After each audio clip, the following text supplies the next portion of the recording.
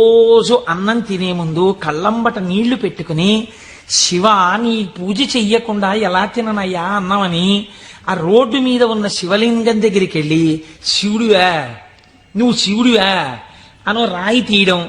ఇంత పెద్ద చామంతి పువ్వు నా చేత్తో పట్టుకున్నాను అనుకుని శివట నిలబడే శివుడు లోపల చామంతి పువ్వు వేశాను.